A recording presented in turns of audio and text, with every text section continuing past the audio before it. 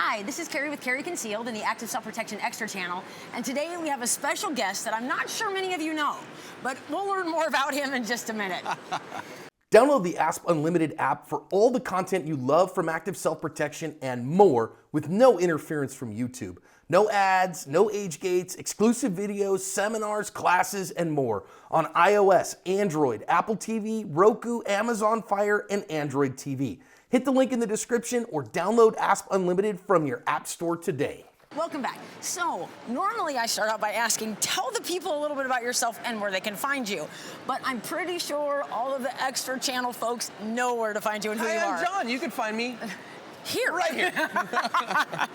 Okay, so for how long have you been an instructor? It depends on in what discipline. So if we're talking about an instructor of any kind, right? I started instructing at any kind in 1996. Okay. Or 97, I guess, and I started firearms instruction in 2011. Okay, 2000, all right, perfect. And what was your first gun, and what is your current favorite gun? Oh boy, my first, okay, again, depends on how you ask questions. Are we talking about the first gun I ever owned or the first gun I carried? First gun you ever owned. First gun I ever owned. Even if it's when you were a punkin'. Was a JCPenney pump action 22. Oh. Do you still have it? Old school. I have pieces of it. I have it. You have that. That's I have it in pieces. It got kind of half, like, it was trying to get it taken apart in order to restore it, and it's sitting in pieces. So if anybody wants a project restoring an old pump action 22 that was given to me by my grandfather, I would love you forever. Honestly, that's a big deal. I'm glad you at least have pieces of it. The problem is, it's a 22 with a 25 caliber cleaning rod stuffed down the barrel. So that's a problem. Maybe somebody can help though. If you can, John at ActiveSelfProtection.com. Absolutely. All right, so, and what is your current favorite gun? Gosh, it depends. That's a hard question. I know. Are we talking about like favorite carry gun? Or are we talking about? Favorite gun. All right. I'm not going to tell you anymore. So the favorite gun in my collection, the most precious gun in my collection is a 1943 built Mosin Nagant 9130. A Tula-made gun. Why are you so shocked? Well, I didn't know you had that. I've never heard you talk about it. Yeah, so, and if you know, I mean, you used to be able to buy a crate of Mosin Nagants for like $200, right? I, on the other hand, bought that particular, it's a 9130, it is a 43 Tula-made gun. It is probably worth $300 tops, but I bought it for $79 at Cabela's. Wow. In April 2011, with the profit that I made from the very first firearms training class I ever taught. Now that's cool. So it is all the profit I made from that class. It was $100. So with tax and a couple boxes of ammo, I bought that Mosin Nagant. It is sitting in my rifle safe. And you'll never get rid of that. It is super precious to me. Yeah. That gun is very precious to me because it represents the start of my journey as an instructor. I think it's so neat that you did something that substantial to mark that important, because that's a big deal. I mean, look at the number of people that, maybe I'm not saying you to look at, but imagine the number of people that have benefited from you being in, even taking that first step. And the fact that you marked the beginning of it in such a substantial way, I think is really, really neat. I wish I could say that I had like a grand design to do that. I know you didn't, but that's what's so cool about it. It's even more cool that you didn't, it's not like you planned this. Yeah. But how awesome. I actually had a plan at one point to, here's the guns in John's safe that you didn't, don't really know about or whatever. I have a whole bunch of hunting guns and a whole bunch of stuff. And the 9130 will be part of it for sure. Yes. Okay, currently, what are you enjoying most about teaching, or which classes and topics are you enjoying most? What am I enjoying most about teaching?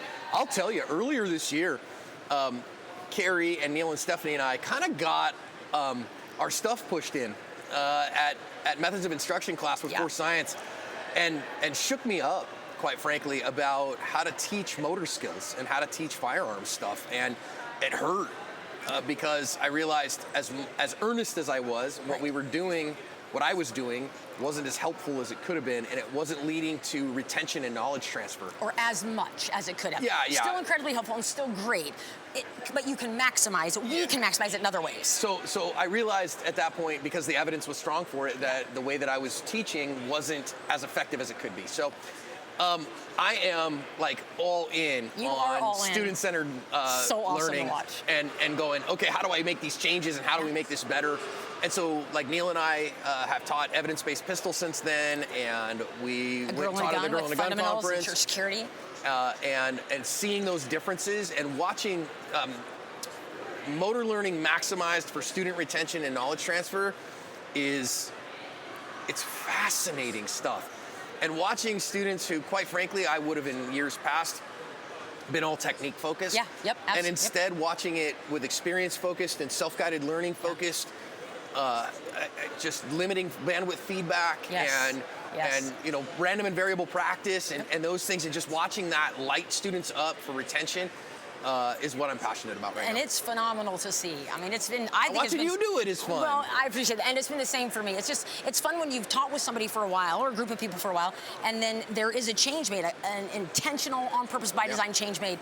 And when you get to see the benefits and the results in real time, stuff just blows my mind. Super fun. Okay, what's one helpful hint you can share with instructors just starting out?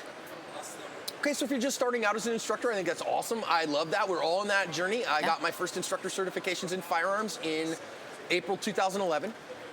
And as a new NRA certified instructor, I was on a journey, and I honor where you are in your journey. So what would I say? I would say that I don't want to say it in any kind of a negative light, but teach what you know. And don't, if you want to teach more, go learn more. So when I first got my NRA certs, I stayed and taught NRA courses. And then when it was time to branch out of teaching NRA courses, I was like, I need to get some more education in this arena. So I was a college professor at the time. I mean, I was a college and graduate school professor part-time. Yeah.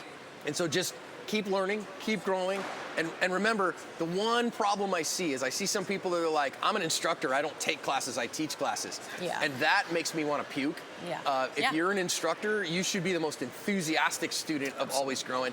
I think Kaery exhibits that with her 11,000 hours of firearms instruction as a student. And I try to emulate what she's doing and just chase her coattails. And I think, student always, teacher sometimes. Yeah. I'm grateful we have people like Mr. John Farnham, Dave Spalding comes to mind, Masadi, who are perpetual students. Sure. And even though they're, I think they're all in their 70s, I'm not 100% Titans sure. of the industry. Absolutely. And yet they still, when you see them sitting in a class, or if they walk into your class, it's just mind-blowing. And I love that dedication and commitment. I think that's key. I really think that that's how we have to model. You know what I mean? That the old model of, until maybe 10, 15 years ago, most of the firearms instructors in the industry were either out of law enforcement or military context. And in those contexts, you go to an instructor school and then you instruct. Yeah, that's right. And that's it. You went to the instructor school, now you're the instructor and you instruct. Yeah. And you've got this very set curriculum from either DOD or your agency. And there. It's not that way in the private citizen sector. And so we have to be continual students because, quite frankly, the way the industry is today and the state of the art in firearms instruction is vastly superior to what it was, I'd say even 5 years ago. Oh, I agree. Completely agree. And so if you're not keeping up with that, you're falling way behind. Yeah. Good stuff. All right, what's the best, 3 more questions left. What's the best piece of firearm or protection-related advice you've ever received? Best piece of firearms? That's a good one, huh? I didn't come up with it. I think the best piece of advice that I've received is equipment is the least important part of your defensive plan. That your abilities, your mindset, and your mental preparation is far more important than what equipment you have. I'd rather have somebody with a subpar but reliable gun and a high level of skill than trying to buy skill with Gucci gear. Yeah. Now, don't get me wrong. If your skill level is high, at some point your gear holds you back. Yes, absolutely. Tiger Woods ain't stepping out for the Masters with Wilson. big 5 irons, right? He's not going to because it'll hold him back. You know, he can outperform that gear. Yeah. So at some level, the gear will get you, but make sure that your skill set is right at the edge of limiting on your gear before you worry about gear stuff. I appreciate today, I can't remember exactly how you phrased it, I wrote it down, but you were teaching, what was the name of the class? I forgot. Today was ways to get sent to prison after a defensive venue. That was great, by the way. The feedback from students, I got to hear most of that, but it was amazing. If you're in the Asp Unlimited app, you can watch it. Oh, it's good too. What you said is that you've seen, whoever knows how many thousands of gunfights, and you said so clearly and plainly that you've seen attitude. Oh yeah. When. Oh yeah. When skills and plan are lacking. Yeah. I mean, we see people just get.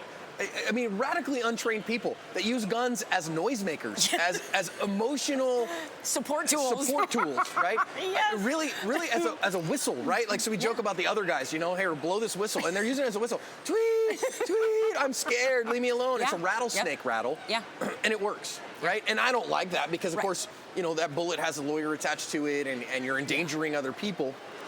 But thankfully, it's a big world and small bullets. Yes. And I see it work successfully, and so. That attitude that first says, I'm not going to be a victim, is critically important. Now, of course, we want to back that with skills and with plan. Absolutely. So then that way you're effective and this threat is ended soonest. Yeah.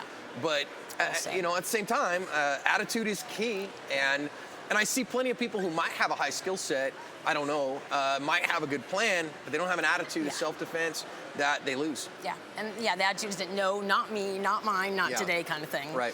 All right, if you could train with anyone living or dead, who would it be? And it does not have to be in the firearms space. It can be any space. It's not in the firearms training space. I'd spend all the time in the world that you could possibly give me at the feet of the Lord Jesus. I'd do that all day long. I'd sit at the feet of the Apostle Paul all day long. There's a million of those. I'd love to sit and spend a whole bunch of time with Charles Spurgeon. There's too many. This is an unfair question. So obviously, if you follow me much, walking with Jesus is my number one thing. In the firearms space, I would actually love to have gotten to spend some time with Colonel Cooper, because I have so many questions for him. I know, right? And the funny part is, like, to me, I see all this stuff having been to Gunsight, and Colonel Cooper, obviously a legend. Yeah. And I recognize that his doctrine grew over his lifetime. Yes. So, like, rule 2, right? Rule 3, we don't, keep our finger off the trigger. That wasn't always the case at Gunsight. That's Until he had several negligent discharges. That's right. Within the first couple weeks they were open. Yeah, within the first few weeks they were open, they had a couple negligent discharges. They said, aha, we're adding a rule 3. And that doesn't hurt my feelings. That actually encourages me because he's growing. Same right? here. And his doctrine was improving. And I just love to sit down with him and when the master dies, his top tier students or her top tier students tend to kind of ossify their teaching and then kind of legendify and it becomes sensei's doctrine. Yeah. Whereas, is that normal even with other? Oh yeah, martial artists do this all the time. Okay. This is the big thing. That's not paying honor to the person. See, I believe that. I believe what you said. Yeah. Paying honor to them is instead walking the path they walked, not keeping the doctrine they kept, right? This is what I say in martial arts. So I'm the student of Lawrence Robinson, who is my teacher in martial arts, the student of Skip Hancock, the student of Ed Parker. Mr. Parker died in 1998, and so he's been gone almost 30 years now, 25 years. And some of his students have ossified his teaching. They're like, he's the true sensei, and we must honor and do what he says. Whereas Skip was one of his senior students, probably a senior student. He says, no, we go on the journey Mr. Parker went, and we honor his legacy by walking his path and walking it in the way in our context that we have. Sure. And then my teacher, Lawrence, who's an incredible guy and a good friend, he takes what he got from Skip and from his other teachers too that he had before Skip, and his journey looks different because it's his journey, and he passed it on to me, and my art is not Lawrence's art. And so we each take our art to our own place, and I think that's the way to do it. Yeah, I'm with you. Okay, last question. If you could if you could AI or RSO for anyone living or dead, who would it be? So let me say an arrogant statement. I could probably AI or RSO for about anybody around. I would agree. They probably Without would let question, me. I would agree, yes. If I would do that. Welcome. Who would I AI for? First of all, I love to AI. When I get to AI for somebody as esteemed as Kaery Dudenhofer, I would do it in a minute, right? And I have gotten to do it. I got to do it in April, in fact. And it goes the same way. Yeah, and it's a joy there. I learn a ton, truly, when I get to watch it. Watching her do her thing. If you have never seen Kaery Dudenhofer hop from target to target while she, I didn't know I did that. It's so good. It was watching, you're like, this is the most energetic human I've ever met. Amazing. So let's see. Who would I want to AI for in a class? You know who I've never trained with that I'd like to? I've never gotten to take a Rob Latham class. Me either. I'd like to train with Rob, and so just because he's such an incredible shooter, they call him the Great One for a reason. That's right. Haven't got to do that yet. It's not because I'm not welcome. I just haven't made it work in the schedule. When I can do that, I will.